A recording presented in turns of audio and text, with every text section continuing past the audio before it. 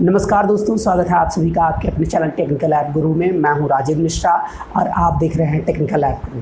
दोस्तों, आप सभी के पीईटी के एग्ज़ाम हो चुके हैं। उसके बाद में अब आप लोग के पास काफ़ी ज़्यादा दुविधाएं हैं, दिमाग में चल रही हैं कि सर नॉर्मलाइजेशन किस बेसिस पे होगा, साथ ही साथ किस शिफ्ट में नॉर्मलाइजेशन से नंबर बढ़ेंगे या फिर घटेंगे, या फिर नॉर्मलाइजेशन का क्या प्रोसीजर रहेगा।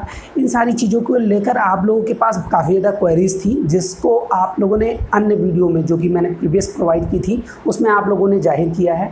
तो इसीलिए मैंने सोचा क्यों ना आपको नॉर्मलाइजेशन से रिलेटेड एक चीज़ बता देते हैं कि नॉर्मलाइजेशन किस बेसिस पे यूपी करती है। साथ ही साथ नॉर्मलाइजेशन इस पीईटी के एग्ज़ाम में दोनों शिफ्टों में से किस शिफ्ट में होगा, इसमें मेरा ओपिनियन रहेगा। अब लोगों का और भी ओपिनियन क्या है उसके बारे में मैंने बात करूंगा। साथ ही साथ बात करेंगे कि किस शिफ्ट में ज़्यादा नंबर बढ़ सकते हैं। तो चलिए आपको प्रॉपर तरीके से बताते हैं कि आयोग यानी यूपी किस तरीके से नॉर्मलाइजेशन करती है और क्या प्रोसीजर फॉलो करती है। साथ ही साथ ये भी बताएंगे कि किस शिफ्ट में आपके नंबर बढ़ने के आसार ज़्यादा हैं और किस शिफ्ट में कितने नंबर तक का बढ़ सकते हैं। तो चलिए वीडियो को स्टार्ट करते हैं। उससे पहले आपसे निवेदन है कि अगर चैनल पे नए हो तो चैनल को सब्सक्राइब करके बेल आइकन को प्रेस जरूर कर लीजिए, जिससे आपको आने वाली वीडियोस की नोटिफिकेशन मिलती रहे। तो सबसे पहले दोस्तों हम लोग बात करते हैं नॉर्मलाइजेशन के लिए। नॉर्मलाइजेशन का प्रोसीजर जो होता है वो दोस्तों, ये अगर यूपी की माने तो यूपी नॉर्मलाइजेशन का एक ही प्रोसेस अपनाता है कि वो देखता है कि आपके किस शिफ्ट में कितने ज़्यादा बच्चों ने क्वेश्चन को अटेम्प्ट लिया है। जी हाँ, अटेम्प्ट, ये सही के नहीं, अटेम्प्ट कितने लिए हैं। और जब बच्चों के जिस शिफ्ट में अटेम्प्ट ज़्यादा रहते हैं उसमें नॉर्मलाइजेशन के होने के जो चांस होते हैं वो कम से कम रहते हैं। जी हाँ दोस्तों, अगर आपके शिफ्ट में बच्चे 100 में 100 अप्रॉक्सीमेटली करके आए हुए हैं और उसके नेक्स्ट शिफ्ट में बच्चों ने 65 से 70 क्वेश्चन या 80 क्वेश्चन किए हैं तो सेकेंड की शिफ्ट में ज़्यादा प्रायोरिटी होती है। अब लोगों का मानना है कि सर इस तरह से नहीं होगा, लेकिन रियलिटी यही है। यूपी अभी तक का जितने भी एग्ज़ाम की है उसमें नॉर्मलाइजेशन का जो फार्मूला यूज की है वो इसी प्रकार से है, यानी होल सम ऑफ जितने सारे बच्चे रहते हैं उस शिफ्ट में ये देखता है कि कितने सारे बच्चों ने कितने क्वेश्चन को अटेम्प्ट लिया है, उसके बेसिस पे ही करती है। अगर फर्स्ट शिफ्ट में ज़्यादा बच्चों ने अटेम्प्ट लिया है तो उस शिफ्ट के में नॉर्मलाइजेशन के चांसेस कम रहते हैं। कुछ चीज़ें ऐसी हो जाती हैं कभी कभार उस शिफ्ट में नंबर भी कम कर दिए जाते हैं। जी हाँ दोस्तों, लेकिन मैं नहीं कहूँगा कि आपके शिफ्ट के ऐसे कुछ किया जाए। तो ये तो था यूपी की नॉर्मलाइजेशन करने का प्रोसीजर। हालांकि इसके फार्मूले को मैं डिस्कस नहीं करूंगा क्योंकि इसमें काफ़ी ज़्यादा चीज़ें डिफ़िकल्टेड चीज़ें हैं जो कि आयोग ही समझता है और हम आपके बीच में उसको नहीं भी किया जा सकता, मतलब समझ में भी नहीं आएगा। ठीक है, अब बात करते हैं कि पीईटी के एग्ज़ाम में किस शिफ्ट में जो नॉर्मलाइजेशन होगा वो ज़्यादा होगा। इस क्वेश्चन का आंसर अगर मैं कहूँ तो ये मैं अपने ओपिनियन से दे रहा हूँ, जहाँ तक का मैंने पेपर दिया और पेपर देने के बाद बच्चों के रिव्यू लिए और काफ़ी ज़्यादा पोल भी क्रिएट की अपने यूट्यूब चैनल पे। वहाँ से जो मुझे पता चला उसके बाद मैं सोर्स कह रहा हूँ। मैंने पोल क्रिएट किए थे कि आपके कितने ज़्यादा नंबर, वो आप यहाँ देख सकते हो। इसमें करीब 1 से 1,500 बच्चों ने दिए हैं अभी तक का पोल। उस पोल के हिसाब से अगर मैं कहूँ तो मुझे ऐसा लगता है कि शिफ्ट 1 का पेपर ज़्यादा टिपिकल था शिफ्ट 2 की अपेक्षा। अब इसमें आप लोग काफ़ी ज़्यादा अभी कमेंट करोगे नीचे कि सर नहीं, सेकंड शिफ्ट का ज़्यादा टिपिकल था। तो दोस्तों मैं पेपर दोनों देखा हूँ, दोनों पेपर का लिंक मैं डिस्क्रिप्शन में दे दूँगा। अगर नहीं चाहते हो तो आप किसी भी साइट पे जाके उसको डाउनलोड कर सकते हो, आउट ऑफ कास्ट है, कोई दिक्कत नहीं होगी। और उसके बाद में आप सॉल्व करके देखना। फर्स्ट शिफ्ट का जो पेपर था उसमें DI काफ़ी ज़्यादा टिपिकल थी। इसको करने में बच्चों को करीब 30 से 35 मिनट लग गए हैं, 40 मिनट तक का लग गए हैं किसी के।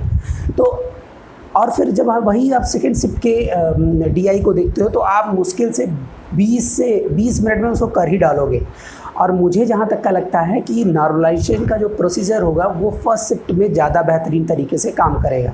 जी हाँ, क्योंकि सबसे पहले तो आयोग ये देखेगा कि इसके दो कारण हैं कि फर्स्ट शिफ्ट में ज़्यादा नॉर्मलाइज। सबसे पहले ये आयोग ये देखेगा कि जो फर्स्ट शिफ्ट के बच्चे थे वो अननोन थे, यानी पेट का पेपर कैसे आएगा इससे अननोन थे। इस बेसिस पे फर्स्ट शिफ्ट वालों का नॉर्मलाइजेशन हो सकता है।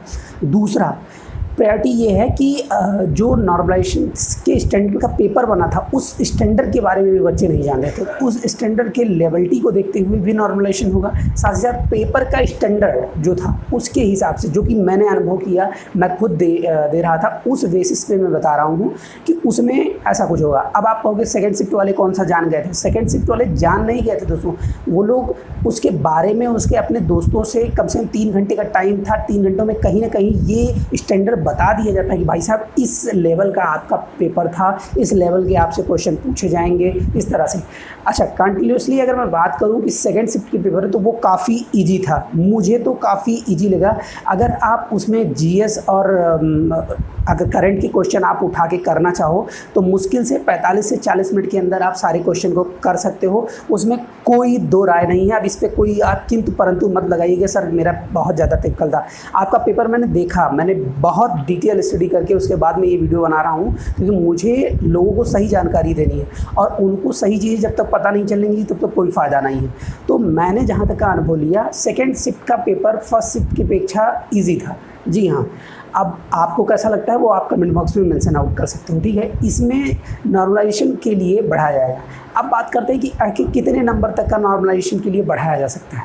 तो कि अगर मैं नंबर की बात करूँ टोटली, तो मुझे ऐसा लगता है कि 5 से 7 नंबर के बीच में नॉर्मलाइजेशन का बढ़ाया जाएगा। अब वो किस बेसिस पे होगा, किस तरीके से होगा, ये आप आंसर की या रिजल्ट आने के बाद देख लीजिएगा, उसमें सारी चीज़ें आपको डिटेल आउट कर दी जाएगी। अब ये चीज़ें समझने के लिए काफ़ी लोगों के हलक से नहीं उतरेगा कि यार नहीं ऐसा नहीं होगा, ऐसा नहीं होगा, लेकिन ये रियलिटी है दोस्तों। आप देख लीजिएगा 5 से 7 नंबर के आसमान में नॉर्मलाइजेशन के लिए बढ़ेगा। अब ये चीज़ें देखने पे आएंगी कि कैसे लोग उस पर रिएक्ट करते हैं, वो मैं नहीं मायने रखता हूँ, लेकिन ये जो प्रायोरिटी है ये यही है, ठीक है दोस्तों।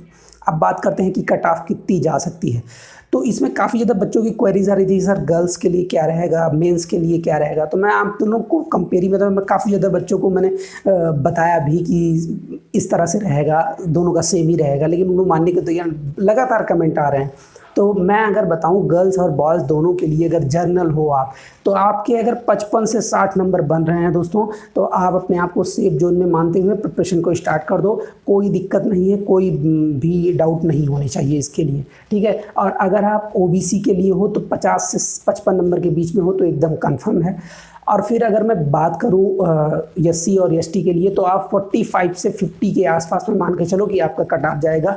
लेस देन अगर 50 है, सॉरी माफ़ कीजिएगा, लेस देन अगर 40 है तो आप मान के चलिए कि आपका सिलेक्शन न के बराबर है। आपने बहुत अच्छे कर्म किए होंगे आगे, तो हो सकता हो सिलेक्शन हो जाए, बाकी प्रायोरिटी मत रखिएगा, ठीक है। अब बात करें लेखपाल के लिए कितनी जा सकती है, तो भाई साहब 60 आप मान के चलो, यानी 55 से 60 के बीच में जिसका भी नंबर होगा वो प्रायोरिटी मिल जाएगी, ठीक है। तो ये सारी चीज़ें आपको थी बतानी। आपको कैसी लगी वीडियो कमेंट बॉक्स में ज़रूर मेंशन कीजिएगा। साथ ही साथ आपको किस तरह की और भी वीडियोस देखनी है UPSSC से रिलेटेड, तो आप हमें कमेंट बॉक्स में सजेस्ट आउट कर सकते हो, मैं आपको उसके लिए प्रोवाइड करा दूंगा, ठीक है। तो चलिए दोस्तों, आपको अगर ये वीडियो अच्छी लगी हुई तो लाइक ज़रूर करिएगा। साथ ही साथ अपने दोस्तों के साथ शेयर कीजिए जिनको भी नॉर्मलाइजेशन से रिलेटेड कोई भी डाउट हो उनके पास। तो चलिए दोस्तों, मिलते हैं अगली वीडियो में, तब तक के लिए नमस्कार।